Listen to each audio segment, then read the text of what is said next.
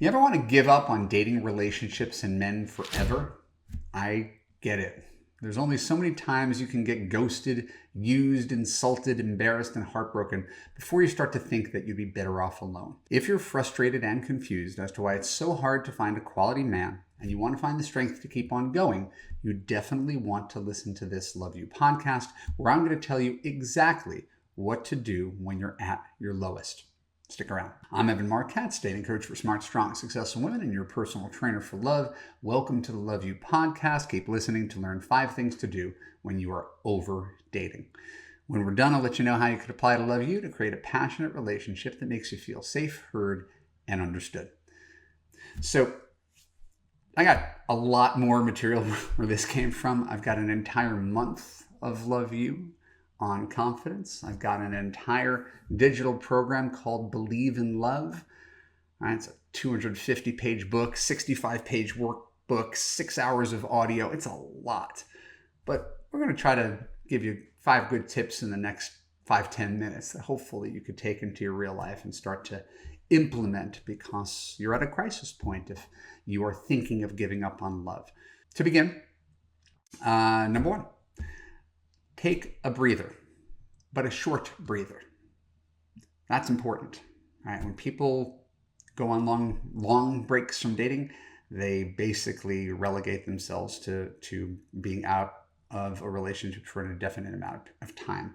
So most of my clients in Love You who ended up coming to me are coming off of taking 6 months off, a few years off after a breakup. I've got one client right now who does the exact opposite. She's been with me for a year. She's had 4 boyfriends in that year. And that's her greatest strength. Maybe she brings boyfriends on a little bit too quickly without vetting them, but she does not stay alone or stuck for long.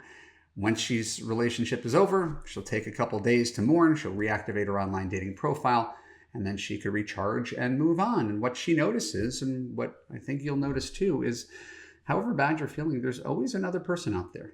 And so Love You saying that the guy you're seeing is not the last man on earth. So we need to stop treating him like he's the last man on earth. He's just the guy who was here at this time, who you might not have even known 6 months ago. I know that's very logical when this is an emotional thing.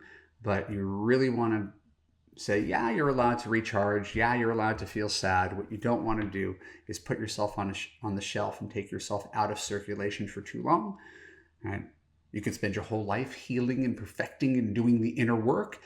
And if you don't go on dates, you will not have love. In Love You, clients break up. I respect their need for a breather, but that breather is usually a week or 2, right? Rather than 2 months, 3 months, 1 year. Next, consider where you're responsible for your situation. It's a little bit harder, right? Because it's so much easier to blame the man du jour about what he did wrong to you. The problem is that there's no learning in blaming men for being bad, even if you're completely right that he's a terrible person, he's a liar, he's a cheater, he's a loser. Right? All of that doesn't change the bottom line. So we all have to kind of consider what we're bringing to the table when it comes to relationships. How did I find myself here? There were times in my life that I was dating from a very weak and needy place. Right? I was unemployed. I was depressed in my late 20s, and I would take anybody who came along. And the girlfriends I had at the time were reflective of the fact that I didn't have particularly high standards at the time. And there were times in my early to mid 30s that I was more of a player and was just having a good time hooking up. There were times that I was singularly focused on my career and didn't allow much daylight for dating. There were times that I overvalued women, right, based on external characteristics like, oh, she's really attractive or has a great educational pedigree, things that I thought mattered, that I was undervaluing things like kindness and character. So I'm just giving you my examples of here's a time in my life that I was overcorrecting this way. Here's times in my life I was overcorrecting this way. But these are all things that I am responsible for. The women that I dated, who I'm not necessarily proud of, they're reflections of me and the choices that I made. So as opposed to getting upset at the latest cheating, emotionally unavailable narcissist that trampled on your emotions, ask yourself why you're choosing to date and continue to stay with such unhealthy men in the first place. It's more empowering because it's going to be able to provide an answer to you. It's going to unlock what your patterns are so you can make different choices in the future instead of dating the same man in a different body and then blaming the man for being a jerk. Right? Jerks can't do anything to you if you don't date them. That's true. If you don't date them, they can have no impact on you whatsoever. Next, don't make your source of pain or weakness into your primary identity. I like this one. I don't think I've ever said that before, but I find it to be important. It's not that if you're a single woman of a certain age and you've had 10, 20, 30 years of disappointment and heartbreak that you're wrong for feeling that disappointment and heartbreak and having it have a profound impact on how you view the world.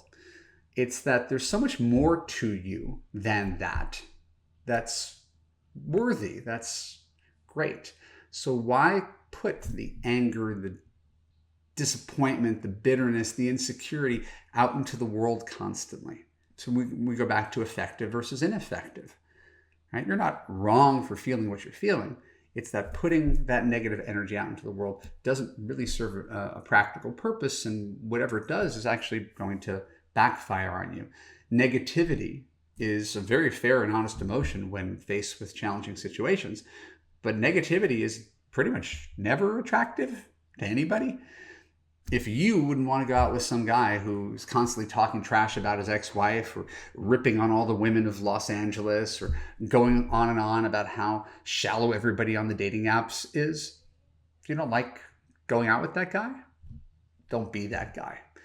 Real life, including work, involves lots of ups and downs.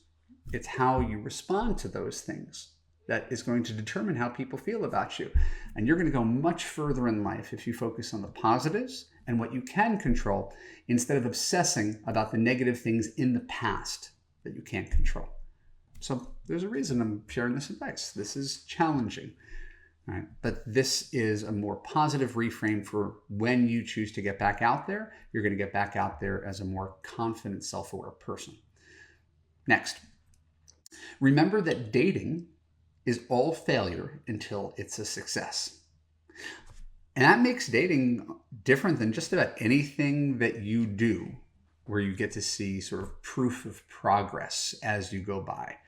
You could play piano, you could go on a weight loss journey, you could climb in your company and get a raise or a promotion, where dating itself is failure, failure, failure, failure. It's like being on a treadmill where you're not actually getting anywhere.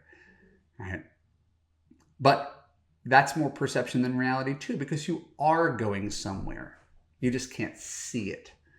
You're getting in shape, right? Like being on a treadmill and not actually moving forward. You're not running a marathon where you go 26 miles. You're on a treadmill, so you're going nowhere, but you're staying fit. And how are you staying fit? Right? Bring this back to dating. You're gaining experience, wisdom, confidence, self-awareness, clarity about the kind of guy that you want, about the kind of guy that you don't want, what kind of men you're willing to put up with, learning to say no quicker.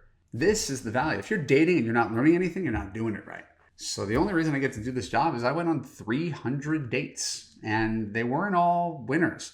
But by the end of my single journey, my girlfriends, the choices I was making with women, were getting progressively better year after year. I was getting closer and closer to the kind of woman who would become my wife.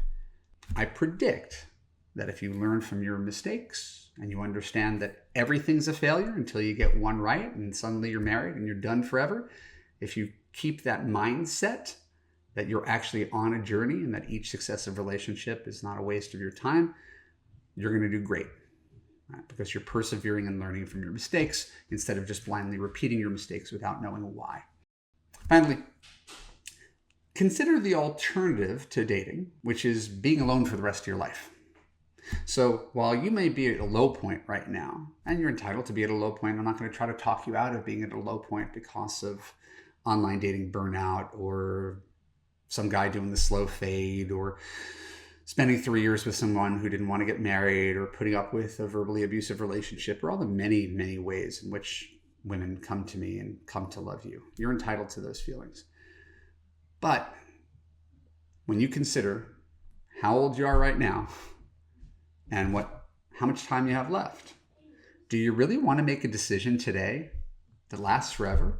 Do you really want to decide in your pain right now at age 30, 40, 50, 60 that you're going to relegate yourself to a status quo, and as if you're cursed to wander the world alone to make that decision because of the pain you're feeling today?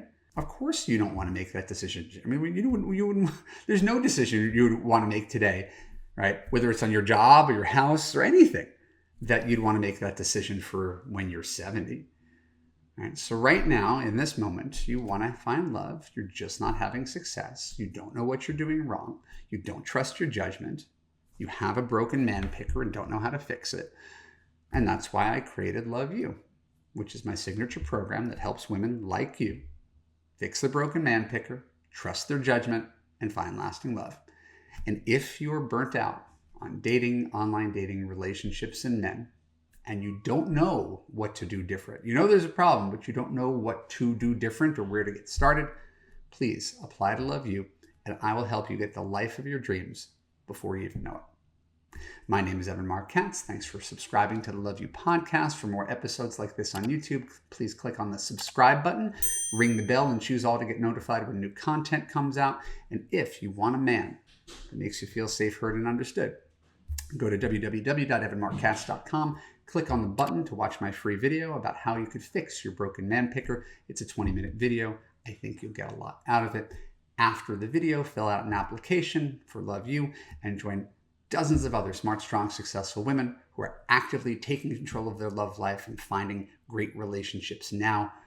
I very much look forward to seeing you in class next week. Take care. Bye-bye.